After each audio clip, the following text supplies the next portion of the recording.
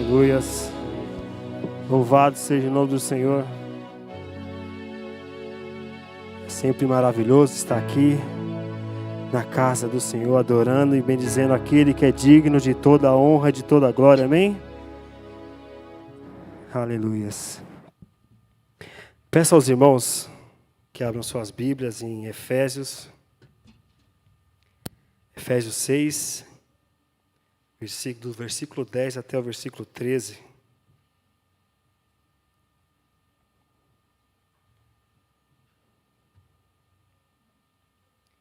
A mensagem de hoje tem por tema a guerra invisível. Eita Deus! Fala de guerra, dá até né? Falou, Pai, misericórdia. Efésios 10, capítulo 6, do versículo 10 até o versículo 13, diz assim. Na versão da Bíblia NVI.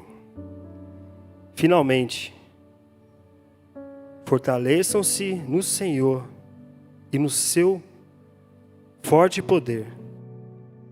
Vistam toda a armadura de Deus, para poderem estar firmes contra as ciladas do diabo. Pois a nossa luta não é contra seres humanos, mas contra os poderes e autoridades, contra os dominadores deste mundo de trevas, contra as forças espirituais do mal nas regiões celestiais. Por isso, vistam toda a armadura de Deus, para que possam resistir no dia mau e permanecer inabalável, depois de terem feito tudo. Amém? Vamos orar, pedindo para que Deus possa me usar esta noite, porque esta palavra não é minha, ela vem do Senhor. Então que o Senhor Deus possa me usar. Amém? Vamos orar todos juntos. Querido Deus, Pai de toda a glória e toda a adoração, graça te dou, Senhor, por tudo que o Senhor tem feito nas nossas vidas. Peço, Senhor, que venha neste momento usar a minha vida, Senhor. Que não seja, Senhor Pai, aqui as minhas palavras, não, mas que o Senhor possa me usar, Senhor Pai, esta noite, para falar no coração e na mente dos teus filhos, Senhor. Também quero te pedir, Senhor, que o Senhor Deus venha com o teu Espírito Santo, preparar, Santo Deus, o nosso coração, preparar a nossa mente, Senhor, para receber e entender a Tua palavra, Senhor Pai, para que nós venhamos estar no centro da Tua vontade, Senhor Pai, e estar firme, Senhor Pai, até aquele grande dia. Assim, Santo Deus, eu te peço e te agradeço em nome do Senhor Jesus. Amém? Os amados irmãos podem se assentar.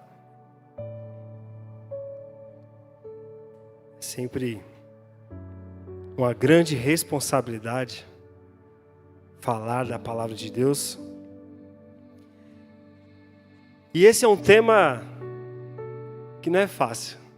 Na verdade, é uma palavra que Deus colocou no meu coração já há algum tempo. E ela vem no sentido de um alerta. Porque, como o apóstolo Paulo diz aqui nesse texto, nós estamos em luta. Enquanto estivermos aqui, essa luta, ela ainda não acabou. Mas o que muitas vezes acontece em meio à guerra é a gente sentir que a guerra tem acabado, que os ataques, aqueles ataques pesados, pararam. E aí entra um grande erro, que é a gente abaixar a guarda. E muitas vezes durante a nossa vida nós entramos em guerra com pessoas que é a maneira mais errada, como o apóstolo Paulo diz nesse texto, que a nossa guerra, a nossa luta não é contra pessoas. E existe uma guerra acontecendo todos os dias em nossas vidas, e só podemos vencer quando nós entendemos que estamos em guerra e pedimos forças para que o Senhor Deus nos prepare para estarmos prontos. Tem um livro bastante conhecido que é usado em diversas áreas. E eu achei bastante interessante quando eu li que fala sobre guerra, que é a arte da guerra. Ele diz assim: se você conhece o inimigo e conhece a si mesmo, não precisa temer o resultado de 100 batalhas. Se você conhece a si mesmo, mas não conhece o inimigo, para cada vitória ganha, você sofrerá uma derrota. Mas se você nem conhece o inimigo, nem a si mesmo, você sucumbirá todas as batalhas. Esse texto aqui foi escrito por Sun Tzu, mas ele fala algo interessante sobre a guerra e é uma realidade. Se nós conhecemos o nosso inimigo, nós conhecemos os pontos fortes, fracos, qual a estratégia dele. E se nós conhecemos também os nossos pontos fracos e fortes, é mais fácil de você vencer a batalha. Mas se você conhece a si mesmo, conhece os seus pontos fracos e fortes, mas não conhece o inimigo, a cada luta, na verdade, você cometeu uma derrota porque você perdeu a oportunidade de conhecer o seu inimigo. Mas se você não conhece nem o inimigo, nem a si mesmo, só Jesus. A vitória é muito difícil. E ele fala que você sucumbirá todas as batalhas. Então vamos aqui conhecer um pouco do nosso inimigo. Sabemos, esse texto aqui fala que nós devemos lutar contra o governo de trevas, contra os poderes malignos que atuam nas regiões espirituais, E eu vou falar aqui de um inimigo, vamos falar logo do general. Quem ele era? Baseado em Isaías 14, em Ezequiel 28, diz que o nome dele era chamado de Estrela da Manhã, ou aquele que brilha, ou Lúcifer. Diz que ele era absolutamente perfeito em beleza e sabedoria, e o Senhor o colocou na posição especial de querubim da guarda. E ele tinha acesso ao santo lugar onde Deus vive. Andava no brilho das pedras junto ao glorioso trono de Deus. Foi criado perfeito e vivia a mais completa perfeição. Por que antes? Porque aqui descreve como ele era quando ele estava com Deus. E aqui só vem elogios, né? Ele era perfeito, era belo, grande em sabedoria. E aí a gente aprende uma coisa aqui com essa queda dele, que é uma coisa que pode muitas vezes nos derrubar. Quando você faz algo muito bom, cuidado, tanto com as críticas e muito mais com os elogios.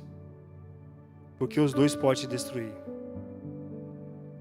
A crítica muitas vezes você ouve e algumas pessoas analisam ela e crescem. Outros guardam no coração, se vitimizam e falam: quem sou eu? Falaram que eu canto mal, Jesus. Eu canto mesmo, então, E falar que eu sou um professor ruim, os adolescentes lá. Eu nem pude dar um cascudo em cada um deles. Mas alguns pegam a crítica e falam: não, calma aí. Se eu estou cantando mal, eu posso me preparar e ser melhor. Se eu não sou um bom professor, eu posso estudar, aprender a arte de ensinar e ser melhor. Mas só que o maior problema é os elogios, porque fala: nossa, irmão, eita glória. Quando o irmão sobe para cantar, oh, aleluia. Aí aquele já enche o coração e fala: eita, Rony, fica em casa que agora sou eu. Pode deixar que agora eu estou no manto. E aí eu começo a subir e fazer, achando que sou eu. E aí é o perigo da queda. Só que aí a queda dele também acontece. Ezequiel 28 diz: a injustiça foi encontrada em você. Você se tomou cheio de violência e desta forma você pecou. Seu coração ficou orgulhoso por causa da sua beleza e você corrompeu a sua sabedoria por causa do seu esplendor. Contudo, eu lancei ao chão. Isaías 12, do versículo 13 ao 15, diz assim: você dizia em seu coração: subirei aos céus, erguerei o meu trono acima das estrelas de Deus. Eu me assentarei no monte da Assembleia, no ponto mais alto e elevado do Monte Santo. Subirei acima das alturas das nuvens e serei como o Altíssimo. Em Apocalipse 12, no versículo 4, a primeira parte diz assim, que ele arrastou consigo 1/3 das estrelas que foi lançado à terra. E no versículo 7 diz assim: houve então uma grande guerra nos céus. Miguel e seus anjos lutaram contra o dragão. E o dragão e os seus anjos revidaram. Este, porém, não foram suficientemente fortes e assim perderam o seu lugar nos céus. Então, o dragão lançado fora, ele é a antiga serpente chamada Diabo ou Satanás, que engana o mundo todo, e ele e seus anjos foram lançados na terra. Então esta foi a queda dele. Só que olha só, ele caiu, aqui a palavra de Deus fala que 1/3 dos anjos caíram junto, e ele já sabe o fim dele. Lá em Apocalipse no capítulo 20 fala que ele, esses anjos e todos aqueles que pecaram vão ser lançados no fogo. E aí Deus nos cria para a glória dele. Olha só, no momento que Deus cria o homem, ele cria também um plano, esse nosso inimigo. Qual é o plano dele? Nos levar ao mesmo fim que ele. E aí às vezes a gente olha para ele e acha que ele é bobo ou fraco. Se a gente for ver como ele era, e Deus não fala que tirou a sabedoria dele. Ele é totalmente tático. Olha só, quando a gente vê lá no Éden, quando ele conversou com Eva, induzindo ela a pecar, a palavra de Deus fala que quando Eva comeu o fruto do conhecimento do bem e do mal, nada aconteceu. Mas quando Adão comeu, eles viram. Então olha como ele é tático. Talvez ele sabia que se ele tivesse chegado direto em Adão, Adão teria falado, não, Deus falou para mim não comer. Mas aí ele conduziu Eva para chegar até Adão. Talvez Adão falasse não para a serpente, mas ele não conseguiu falar não para ela. Isso é 100% tático. Muitas vezes o inimigo vai usar pessoas para chegar até você para te deixar cair. E aí, ele é tão astuto que quando a gente vai ler Gênesis até no capítulo 6, ele conseguiu colocar a maldade em escala global. Olha só, o inimigo ao qual nós devemos lutar não é alguém ingênuo, alguém que começou agora, não, ele já está nessa briga aí já há muito tempo. E ele é astuto, ao ponto de Deus olhar e não achar mais ninguém. E aí, através de Noé e a sua família, ele faz um reset, né? Ele começa de novo. Mas ele conseguiu fazer o mundo todo perder o amor, ser mal, ser ruim. Então a maldade chegou a nível global. Então Ele quer, e Ele não vai desistir, até o dia dele, de nos levar ao mesmo fim que o dele, que é a morte, o juízo. A segunda coisa que Ele também decidiu fazer, é nos refazer a imagem dele. Aí você fala, irmão, é possível? É. Em uma das discussões, Jesus, lá em João 8, ele está conversando com algumas pessoas, e ele fala assim, vocês não conseguem me ouvir, não conseguem me entender, por causa do pai de vocês. Eles falam, não, nosso pai é Abraão. Não, se o seu pai fosse Abraão, vocês acreditariam em mim. Mas vocês não acreditam por causa do pai de vocês. E no João, no capítulo 44, ele diz assim, vocês são do diabo, o pai de vocês, a quem faz e querem fazer o que ele deseja. Ele foi homicida desde o princípio e não se apegou à verdade, pois não há verdade nele. Quando mentem, expressam a sua própria natureza, pois é mentiroso e é o pai da mentira.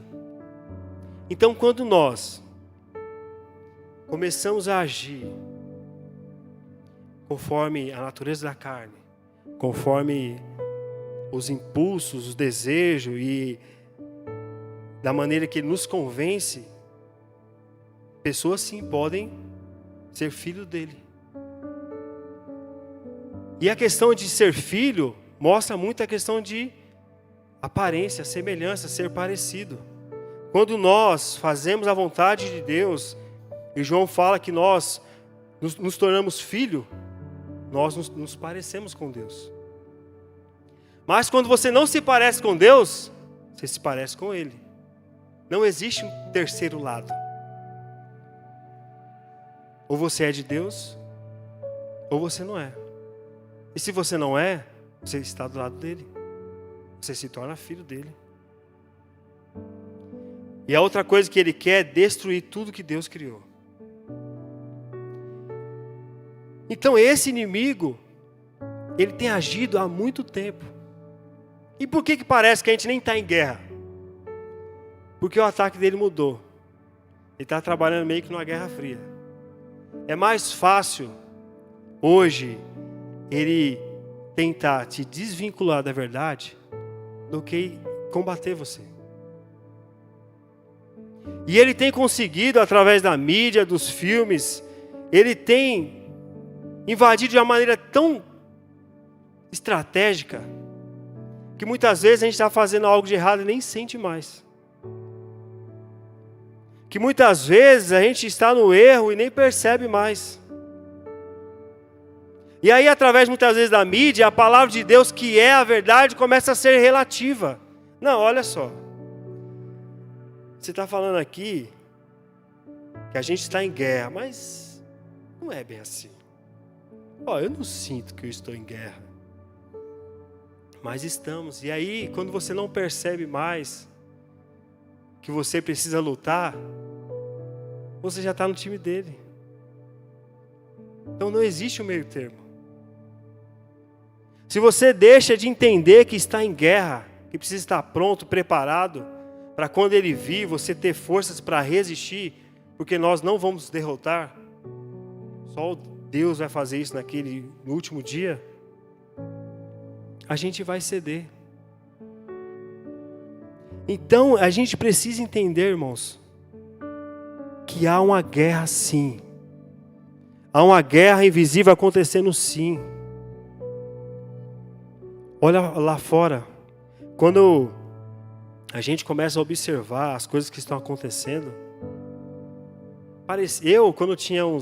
quando me converti, com 19 para 20 anos, o mundo já estava feio já. mas não tanto quanto hoje. E muitos princípios se perderam. E eu não quero aqui dizer que, nós temos que fazer isso, aquilo. Não, nós temos que voltar aqui, na verdade, e entender que estamos em guerra. Devemos estar prontos, porque o nosso inimigo ele não vai desistir.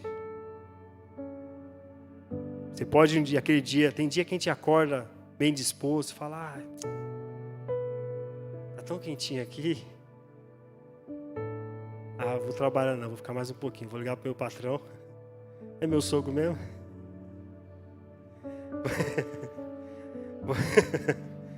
Vou falar que não vou, não faço isso não, irmãos. Foi só uma distração. Mas ele não. Ele acorda todo dia. Na verdade, eu acho que nem dorme. Disposto, fala, não, vou aqui observar. Aquele ali vacilou naquilo, eu vou atentar ele, eu sei que ele vai cair. Porque ele é totalmente persuasivo, irmãos. E aí muitas vezes a gente começa a entrar em guerra com pessoas. Porque quando nós entramos em guerra com pessoas, ele ganha. Quando ele consegue fazer alguém colocar um amargo no nosso coração que a gente não consegue perdoar, ele ganha. Porque a palavra de Deus diz que se a gente não perdoar, o nosso Pai também não nos perdoa.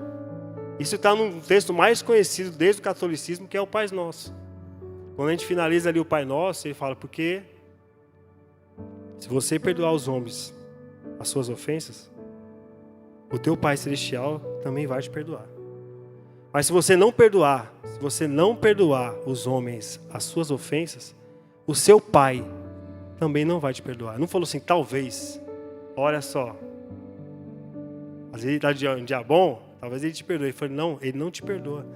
Então quando ele consegue fazer algo que você começa a entrar em guerra com pessoas, e aí alguém magoa o seu coração e você fala, não consigo perdoar, ele ganhou. Cheque mate. Porque enquanto você não perdoa, a porta da graça se fechou. E ele ganhou. Então devemos entender sim que estamos em guerra. Qual é o nosso verdadeiro inimigo? Não são as pessoas. Porque a essência do Evangelho é perdão, é o amor. Porque é isso que o Senhor Jesus fazia quando Ele estava aqui. Mas aí, de acordo com esse primeiro texto que eu li sobre a guerra, fala que nós devemos conhecer a si mesmo. E a melhor, eu já falei isso para os meus alunos, os adolescentes, várias vezes. Eu falo assim, quer fazer um checklist? Gálatas 5. Leia a partir do versículo 16. Mas do 19 ao 21, vai fazer uma lista de todos os frutos que a sua carne produz. Aí você fala, irmão, é bom eu fazer isso? Com certeza. Muito, muito bom. Olha só o que diz aqui, em Gálatas 5, no versículo 19.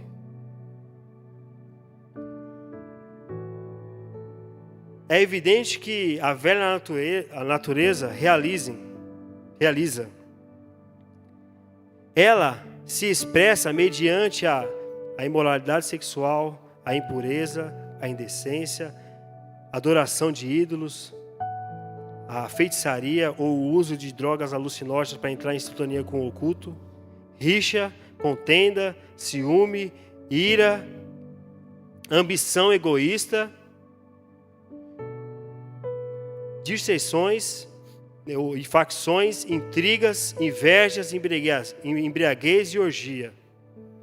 Aí você fala, irmãos, eu olhando aqui assim, eu não faço essas coisas não. Eu não me iro não. Aí fala assim, então pergunta para quem é casado, pergunta para a esposa, para o marido, se você não se ira lá em casa. Não, eu sou invejoso, não, mas ninguém toca na mesa lá não, tá? Porque o pastor falou que é minha, ninguém toca lá. Não, eu não sou egoísta não, mas é tudo meu. E aí, qual é a importância de eu fazer esse checklist e ver quais são os frutos da carne que a minha carne produz? Porque É bom de vez em quando olhar para o espelho e conhecer a pessoa que a gente está vendo. Porque às vezes a gente não conhece. Às vezes a gente cria uma imagem.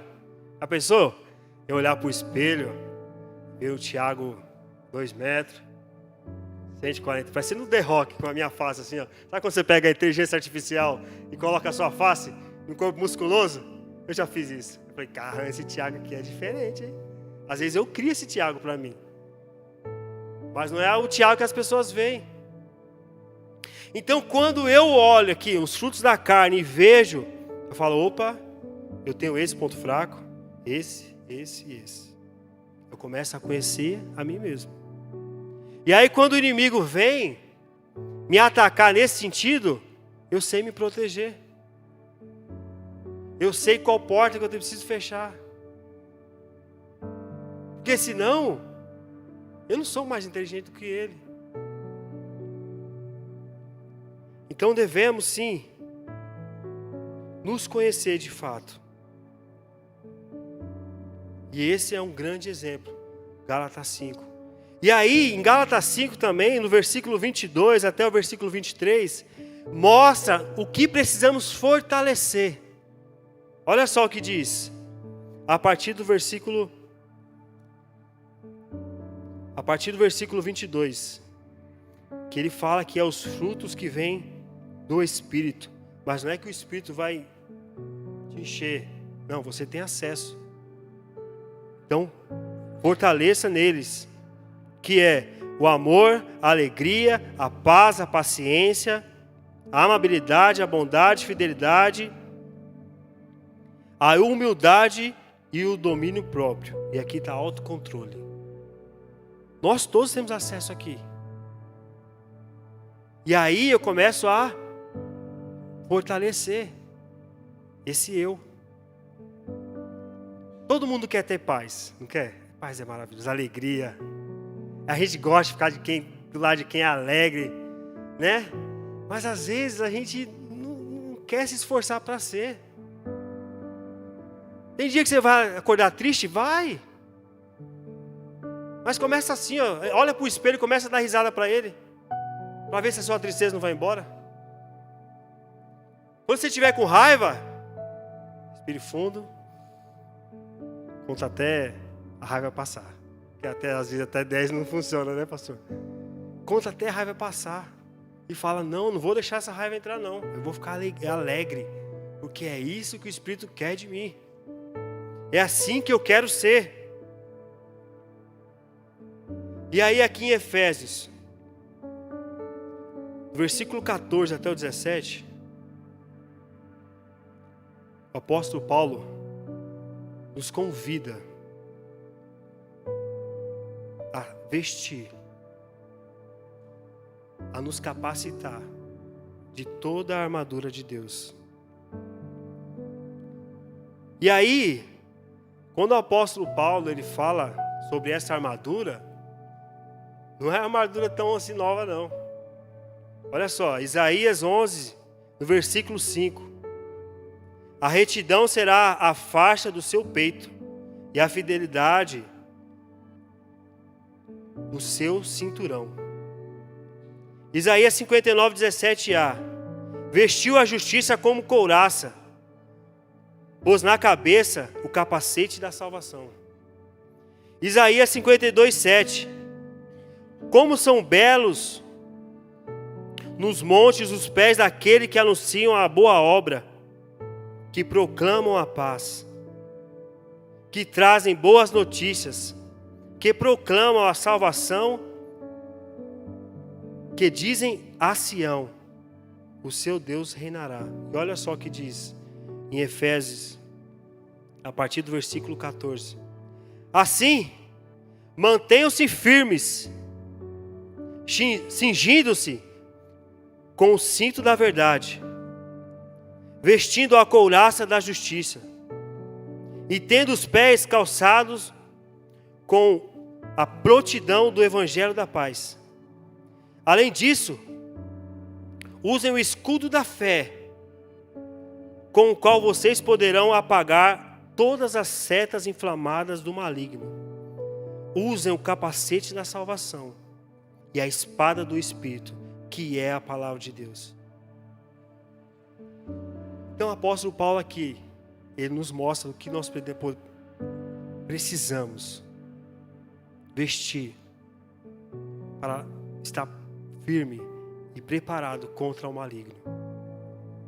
Mas o que nós não devemos esquecer é que estamos em guerra. E aí, quando nós nos conhecemos, nos vestimos dessa armadura de Deus, podemos fazer aquilo que está em Tiago 4:7. Portanto, submetam-se a Deus, resistam ao diabo e ele fugirá de vocês. Aí estaremos prontos e firmes para resistir todas as artimanhas, todas as táticas do maligno. E por que, irmãos, que ele quer tanto isso? Ele quer nos tirar. E aí eu vou falar esse texto para finalizar. Ele quer nos tirar a nossa grande vitória. O nosso grande presente, que podemos ver lá em Apocalipse, no capítulo 7, a partir do versículo 9, que diz assim: depois disso, olhei e eis que diante de mim havia uma grande multidão, que ninguém podia contar, de todas as nações, tribos e povos e línguas, em pé, diante do Cordeiro, com vestes brancas e com folhas de palmas nas mãos. E eles clamavam em alta voz: a salvação pertence ao nosso Deus, que está assentado no trono, e ao Cordeiro. E todos os anjos em pé estavam ao redor do trono, os anciões e os 4 seres viventes, e eles se prostraram com o rosto no chão, diante do Cordeiro, adorando a Deus, dizendo: Amém. O louvor e a glória, a sabedoria, a ação de graça, a honra, o poder e a força seja ao nosso Deus pelos séculos dos séculos. Amém. Então um dos anciões perguntou: quem são estes de vestes brancas, e de onde vieram? E eu respondi: ó Senhor, tu sabes. Então ele disse: estes são os que vieram de grande tribulação, que lavaram as suas vestes e alvejaram no sangue do Cordeiro. Portanto, eles estão diante do trono de Deus e o servem a Ele dia e noite no seu templo. E aquele que está sentado no trono abrigará com a sua presença. Essa é a vitória que nós teremos se permanecermos firmes, entendendo que estamos em guerra, mas que estaremos firmes e resistiremos até o fim, porque o Senhor está conosco. Amém? Vamos nos colocar em pé em nome do Senhor Jesus.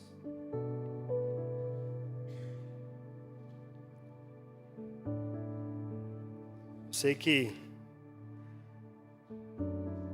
às vezes parece uma palavra dura, né? Que você fala: ai, Jesus, podia vir mais leve. Mas às vezes é preciso, irmãos.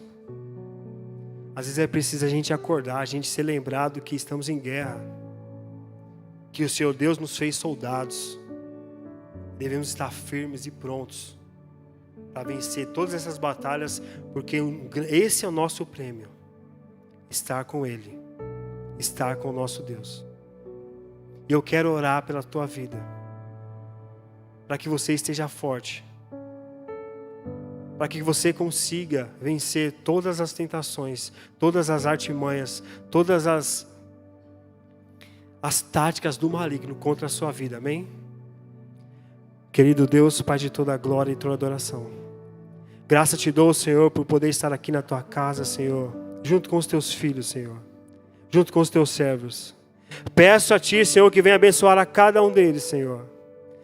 Venha abençoar, Senhor Pai, a mente e o coração deles, para que eles possam estar firmes, Senhor Pai. E quero Te pedir, Senhor Pai, que os abençoe, para que eles possam resistir, Senhor Pai, todas as tentações, e táticas, Senhor Pai, do inimigo contra a vida deles, porque eles são seus, Senhor.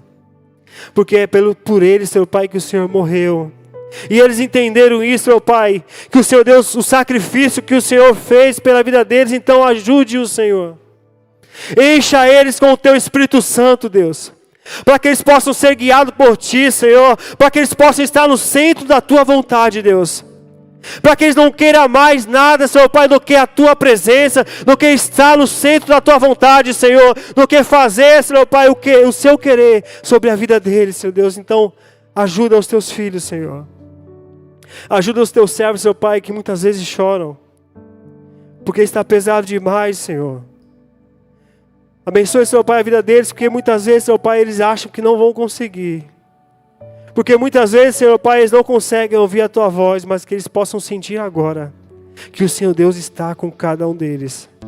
Que o Senhor Deus está com eles dizendo, eu estou contigo.